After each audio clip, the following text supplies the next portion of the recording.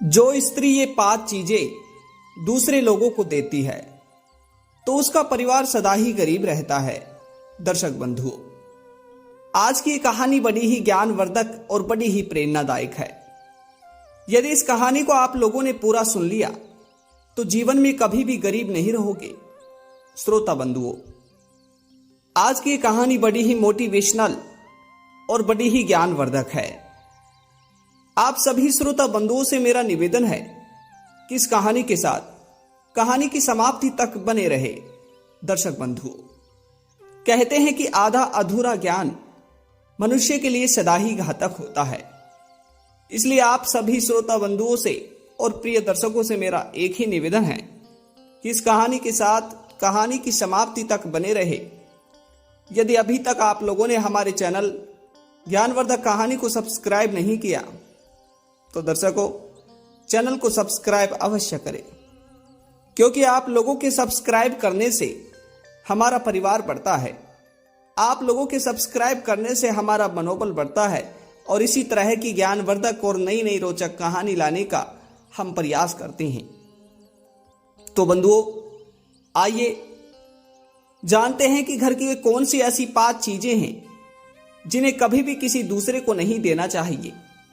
परंतु उसके लिए आप लोगों को इस छोटी सी कहानी को पूरा अंत तक अवश्य सुनना होगा। दर्शकों, आइए आप सभी का ज्यादा समय बर्बाद ना करते हुए इस ज्ञानवर्धक और मोटिवेशनल कहानी को शुरू करते हैं। बंधुओं, एक बार एक राज्य में एक बड़ी ही शोभायान नगरी थी। उस नगरी में एक सुकन्या नाम की औरत अपने पति, अपने सास ससुर और अपने परिवार के साथ रहा करती थी। श्रोता बंधुओं, वह सुकन्या नाम की बिचारी स्त्री बड़ी ही पुण्य कर्मों की थी। वह सुकन्या बड़ी ही दयालु थी। वह हमेशा लोगों की मदद किया करती थी और हर समय वह पुण्य का काम किया करती थी। सुकन्या रोज सुबह जागते ही नित्य स्नान कर अपने घर की साफ सफाई करती और उसके बाद में उसके घर में जो तुलसी का पौधा था उस पौधे की पूजा करती, माता लक्ष्मी की पूजा करती। दर्शक बंधु, सुकन्या बड़े ही पुण्य कर्मों की थी और बड़ी ही पुण्य आत्मा थी। श्रोता बंधुओं, यही नहीं बल्कि सुकन्या के आसपास जो गरीब पड़ोसी रहा करते थे, जो गरीब लोग रहा करते थे, सुकन्या उन लोगों को भोजन खिलाया करती थी। सुकन्या से जो भी मदद बनती वह अपनी तरफ से अवश्य किया करती थी।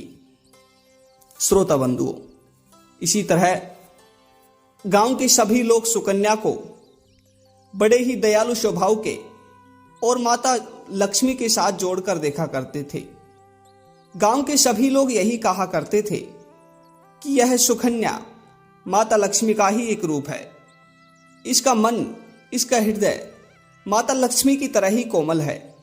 यह हर किसी की मदद करती है और किसी भी चीज के लिए किसी से मना नहीं करती है। दर्शक बंधु, इसी तरह एक दिन सुकन्या के घर के दरवाजे पर सुकन्या की एक पड़ोसन आती है और घर का आकर दरवाजा बजाती है। बंधु, आवाज सुनकर सुकन्या अपने घर से बाहर आती है और अपने घर के बाहर पड़ोसन को खड़ा देख पड़ोसन से कहती है, अरे बहन, बोलो आज आखिर हमारे घर कैसे आना हुआ। बंधु, तभी पड़ोसन कहती है, अरे सुकन्या बहन, मैं तुम्हें क्या ही बताऊं, मेरे घर कुछ मेहमान आए हैं और मेरे घर मेहमान आने पर मैं उनके लिए कुछ भोजन बनाना चाहती हूं, लेकिन मेरे घर में चकला और बेलन नहीं है। बहन, क्या तुम कुछ समय के लिए अपने घर का चकला और बेलन मुझे दे सकती हो ताकि मैं अपने घर आए मेहमानों को भोजन बनाकर दे सकूं। दर्शक बंधु, अपनी पड़ोसन की यह बात सुनकर सुकन्या अपनी पड़ोसन से कहती है, अरे बहन, भला ये भी कोई पूछने वाली बात है। आपके घर के मेहमान हमारे मेहमान हैं और मेहमान तो अतिथि भगवान का रूप होते हैं और हमारे लिए भी वह भगवान ही हैं। रुको, मैं अभी चकला और बेलन लेकर आती हूं। श्रोता बंधुओं, तभी सुकन्या घर के भीतर जाती है और अपना चकला और बेलन उठा कर ले आती है और अपनी पड़ोसन को दे देती है। दर्शक बंधुओं, तभी थोड़ी देर बाद एक दूसरी पड़ोसन आती है और वह आकर सुकन्या से कहती है, अरे सुकन्या बहन, हमने तुम्हारे बारे में बहुत सुना है और आज मुझे भी तुमसे एक छोटी सी जरूरत आ पड़ी है। दर्शक बंधुओं, तभी वह पड़ोसन कहती है, अरे सुकन्या बहन, तुम्हें तो पता ही है कि हम अभी अभी शहर से आकर रहे हैं, इसलिए हमारे घर में बहुत गंदगी हो रही है। बहन, क्या तुम अपने घर का झाड़ू मुझे दे सकती हो ताकि मैं अपने घर की सारी गंदगी को दूर कर सकूं। दर्शक बंधुओं, अपनी पड़ोसन की यह बात सुनते ही सुकन्या कहती है, अरे बहन, भला ये भी कोई पूछने वाली बात है। रुको, मैं तुम्हें अभी झाड़ू लाकर देती हूं और जब तुम्हारा काम हो जाए तो तुम वापस मुझे लाकर दे देना। दर्शक बंधुओं, अब तो सुकन्या अपने घर से झाड़ू निकाल कर लाती है और अपनी पड़ोसन को दे देती है। श्रोता बंधुओं, इस तरह सुकन्या हर किसी की मदद करती है। वहीं थोड़ी देर बाद एक दूसरी पड़ोसन आती है और सुकन्या से कहती है, सुकन्या बहन, हमने तुम्हारे बारे में गांव में बहुत नाम सुना है। हमने सुना है कि लोग तुम्हें लक्ष्मी के स्वरूप मानते हैं। तुम हर किसी की मदद करती हो। तुम्हारा हृदय बड़ा ही कोमल है। तुम बड़ी ही मधुर वाणी से लोगों से बात करती हो। दोस्तों, तभी सुकन्या उसकी बात सुनकर कहती है, हाँ बहन, बताओ आखिर तुमको आज क्या आवश्यकता है कि तुम हमारे घर आई हो। दर्शक बंधु, तभी वह कहती है, अरे बहन, आज मेरी बेटी को देखने वाले आ रहे हैं और इस बात का ना तो मुझे पता था और ना ही मेरे पति को पता था, इसलिए हम अपनी बेटी के लिए कुछ पहनने के कपड़े लेकर नहीं आए। बहन, मैंने सुना है कि पूरे गांव में तुम्हारे पास ही सबसे अच्छे और सुंदर वस्त्र हैं। बहन, हमारी बेटी को देखने आए हैं। क्या तुम अपने वस्त्र और अपने गहने कुछ समय के लिए अब मेरी बेटी को पहनने के लिए दे सकती हो? यदि तुम मेरी बेटी को वस्त्र पहनने और गहने पहनने दे दो तो तुम्हारा बहुत बड़ा एहसान होगा। श्रोता बंधुओं, यह सुनते ही सुकन्या कहती है, अरे बहन, कैसी बातें कर रही हो? आप हमारे पड़ोसी हो और तुम्हारी बेटी तो मेरी बहन समान है और मेरी बहन को मैं वस्त्र और गहने पहनने क्यों नहीं दूंगी? अच्छा ठीक है, तुम थोड़ी देर यहीं रुको, मैं अभी घर अंदर जाकर गहने और वस्त्र लेकर आती हूं। बंधुओं, अब तो सुकन्या अपने घर के अंदर जाती है और घर के भीतर जाकर अपने गहने और अपने सुंदर वस्त्रों को निकाल कर लाकर अपनी उस पड़ोसन को दे देती है। श्रोता बंधुओं, पड़ोसन उन वस्त्रों को लेकर और गहनों को लेकर अपने घर चली जाती है।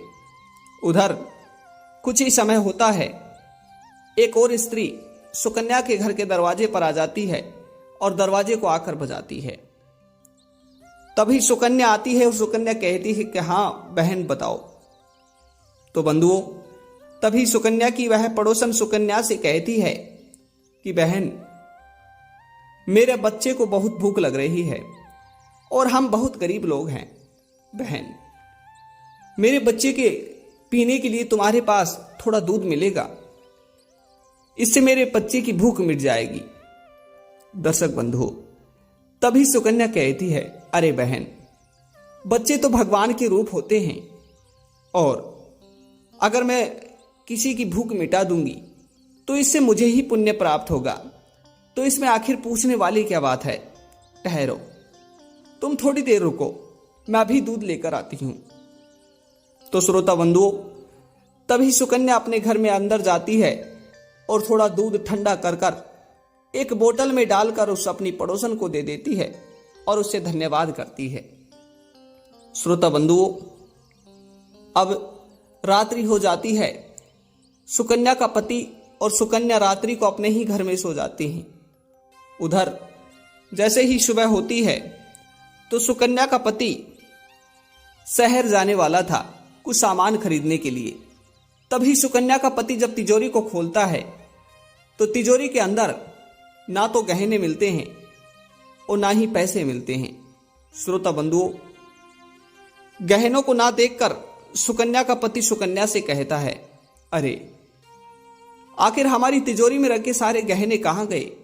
तो श्रोता बंधुओं, तभी सुकन्या अपने पति की बात सुनकर कहती है, अजी आप चिंता ना होइए, हमारी पड़ोसन की बच्ची को कल रिश्ते वाले देखने के लिए आए थे तो मैंने उन्हें ही गहने और वस्त्र दे दिए।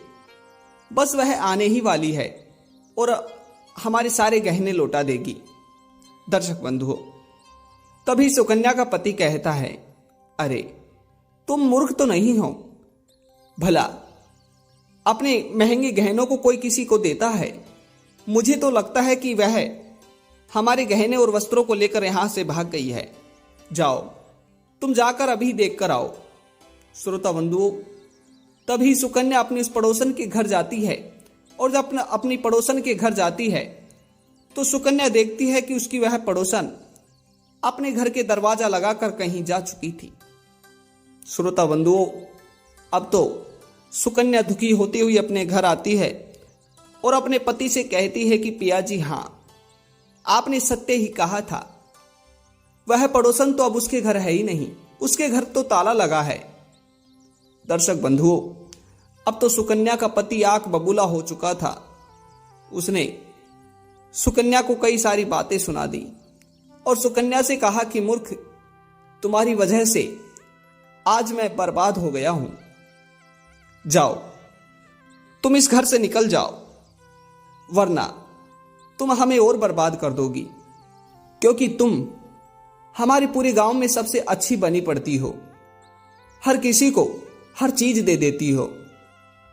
क्योंकि आज ऐसा समय नहीं रहा कि हर किसी को हर चीज दे दो। कहते हैं कि मनुष्य की सेहत के लिए ज्यादा अच्छा होना भी गलत है। श्रोता बंधु, इसी तरह अब तो सुकन्या का पति सुकन्या को घर से बाहर निकाल देता है। उधर सुकन्या भटकते भटकते पहाड़ों के रास्ते पहुंच जाती है और बेचारी सुकन्या मन ही मन एक ही चीज सोचने लगती है और माता लक्ष्मी को याद करती है कि हे माँ, मैंने सदा ही आपकी पूजा की है, मैंने कभी किसी के बारे में गलत नहीं सोचा, मैंने कभी किसी के साथ गलत नहीं किया, परंतु हे माँ, आज मेरे ही साथ गलत क्यों हो रहा है? लगता है कि मैं जो लोगों के साथ अच्छा करती हूं वह गलत है। हे माँ, आज तो मेरे पति ने भी मेरा अनादर कर दिया, अब तो मेरे जीने का कोई मकसद ही नहीं बचा।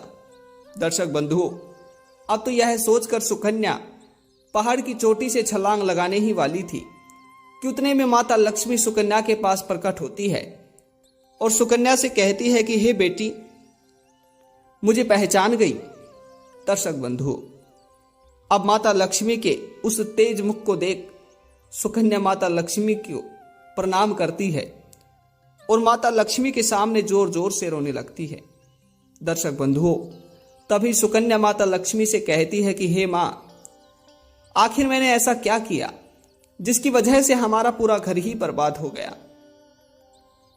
तो भक्तों, तभी माता लक्ष्मी कहती है कि सुकन्या, तुमने कभी किसी के साथ गलत नहीं किया, हर किसी के साथ व्यवहारशील रही, परंतु तुमने अपने घर की कुछ ऐसी चीजें दूसरों को दे दी जिसकी वजह से मुझे ना चाहते हुए भी तुम्हारा घर छोड़ना पड़ा और इसी वजह से तुम बर्बाद हुई हो। तो श्रोता बंधुओं, तभी माता लक्ष्मी कहती है कि सुकन्या, मैं घर की रसोई घर में चकला और बेलन में वास करती हूं और तुमने अपनी मूर्खतावश अपनी पड़ोसन को घर की रसोई के चकला बेलन दे दिए। उसके बाद मैं घर की झाड़ू में भी वास करती हूं और जहां पर साफ सुथरी जगह रहती है मैं वहीं निवास करती हूं। तुमने अपने घर की झाड़ू दूसरे को दे दी। उसके अलावा सुकन्या, मैं हर स्त्री के वस्त्र, हर स्त्री के गहने में रहती हूं, तुमने अपने गहनों को दूसरों को दे दिया। सुकन्या, यही कारण था कि मैं तुमसे रुष्ट होकर तुम्हारे घर को छोड़कर चली गई, परंतु तुम चिंता ना करो, तुम्हें तुम्हारी करने का सजा पहले ही मिल चुकी है। अब तुम वापस अपने घर चली जाओ। तुम्हारा सारा धन वापस लौटा दिया है। दर्शक बंधुओं, अब जैसे ही सुकन्या अपने घर जाती है तो सुकन्या का पति सुकन्या से बड़ी ही प्रेम से बात करता है और इस तरह से अब बेचारी सुकन्या अपने घर में सुखी सुखी रहती है। तो श्रोता बंधुओं, इस तरह से घर की ये सब चीजें कभी भूलकर भी किसी अन्य को नहीं देनी चाहिए। कहते हैं कि जो घर की ये चीजें अन्य को देते हैं तो वे लोग सदा ही गरीब रहते हैं। श्रोता बंधुओं, ये कहानी आप सभी को कैसी लगी कमेंट बॉक्स में अवश्य बताइएगा और पुनः मिलते हैं ज्ञानवर्धक और प्रेरणादायक मोटिवेशनल कहानी के साथ। तब तक आप सभी का बहुत बहुत धन्यवाद। जय श्री कृष्णा। राधे राधे।